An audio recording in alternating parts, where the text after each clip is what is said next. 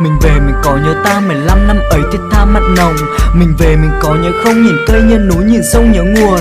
Tiếng ai tha thiết bên cồn bâng khuâng trong dạ buồn chồn bước đi. Áo chàm đưa buổi phân ly cầm tay nhau biết nói gì hôm nay. Mình đi có nhớ những ngày mưa nguồn suối lũ như mây cùng mù.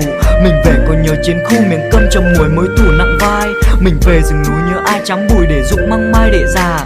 Mình đi có nhớ những nhà hát hiu lo xám đậm đà lòng son. Mình về có nhớ núi non nhớ khi kháng Nhật thổi còn Việt Minh. Mình đi mình có nhớ mình Tân Trà Hồng Thái mái đỉnh cây đa. Ta với mình với ta lòng ta sau trước mặn mà đinh ninh. Mình đi mình lại nhớ mình nguồn bao nhiêu nước nghĩa tình bấy nhiêu.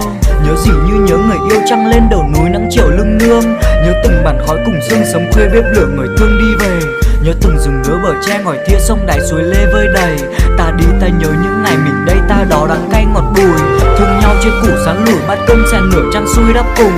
Nhớ người mẹ nắng cháy lưng điệu con lên dây bẻ từng bắp ngô. Nhớ sao lớp học đi tờ đồng khuya đốt sáng những giờ liên hoan. Nhớ sao ngày tháng cơ quan gian nan đẩy vân ca vang núi đèo.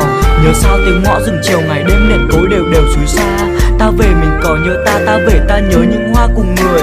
Rừng xanh hoa chuối đỏ tươi đèo cao nắng ánh rau gãi thắt lưng. Ngày xuân mơ nở trắng rừng nhớ người đan nón chốt từng sợi giang.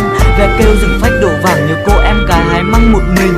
Rừng thu trăng dọi hòa bình nhớ ai tiếng hát ân tình thủy chung. Nhớ khi giặc đến giặc lùng rừng cây đuôi đá ta cùng đánh tây. Núi răng thành lũy sát dày rừng tre bộ đội rừng quê công thủ. Mình mong muốn mặt sương mù đất trời ta cả chiến khu một lòng.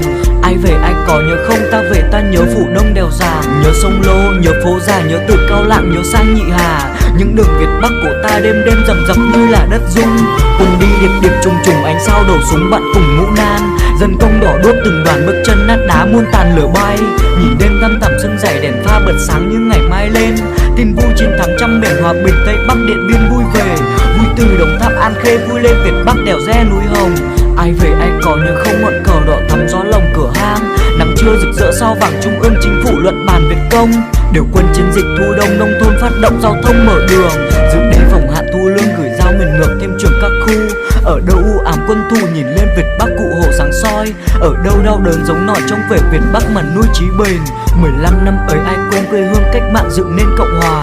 Mình về mình lại nhớ ta mái đỉnh Hồng Thái cây đa Tân Trào. Nước trôi nước có về nguồn mây đi mây có cùng non trở về. Mình về ta gửi về quê thể nâu cho mộng với bèn nhớ mai. Nâu này nhung áo không phai cho lòng thêm đậm cho ai nhớ mình. Châu về xanh lại thấy bình nhớ mai gảy chặt mối tình ngược xuôi. Nước trôi lòng suối chẳng trôi mây đi mây vẫn nhớ hồi về non. Đám mòn những dạ chẳng mòn chẳng nâu thêm đậm phấn son chẳng nhòa. Nhớ mai mình gửi quê nhà nước non đâu cũng là ta với mình. Thái Bình đồng lại tươi xanh phiên nhà lại ấm mãi đỉnh lại vui. Mình về thành thị xa xôi nhà cao còn thấy núi đổ nửa trăm. Phố đông còn nhớ bản làng sáng đèn còn nhớ mảnh trăng giữa rừng. Mình đi ta hỏi thăm chừng bao giờ Việt Bắc tưng bừng niềm vui. Đừng về đây đó gần thôi hôm nay rời bản về nơi thị thành. Nhà cao chẳng khuôn non xanh phố đông càng dùng chân nhanh bước đường.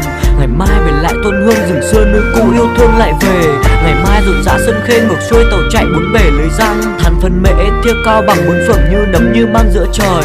Mái trường ngói mới đỏ tươi chợ vui trong nẻo về khơi luồng hàng. Muối Thái Bình ngược Hà Giang cày bữa đông xuân mế đường tỉnh Thanh. Ai về mua vải hương canh ai lên mình gửi cho anh với nàng. Chiếu Nga Sơn gạch Bát Tràng vải tơ Nam Định lụa hàng Hà Đông. Áo em tiêu chỉ biết hồng mùa xuân ngày hội lùng tùng thêm tươi. Còn non còn nước còn trời Bác Hồ thêm khỏe cuộc đời càng vui. Mình về với bác đường xuôi thư dùm Việt Bắc không nguôi nhớ người. Nhớ ông cụ mắt sáng ngời áo nâu túi vải đẹp tươi lạ thường. Nhớ người những sáng tinh sương ung dung yên ngựa trên đường suối reo. Nhớ chân người bước lên đèo người đi rừng núi trông theo bóng người. Lòng ta ơn đảng đời đời ngược xuôi một mặt một lời song song. Ngàn năm xưa nước non hồng còn đây ơn đảng nối dòng dài lâu. Ngàn năm non nước mai sau đời đời ơn đảng càng sâu càng nồng. Cầm tay nhau hát vui chung hôm sau mình nhé hát cùng thủ đô.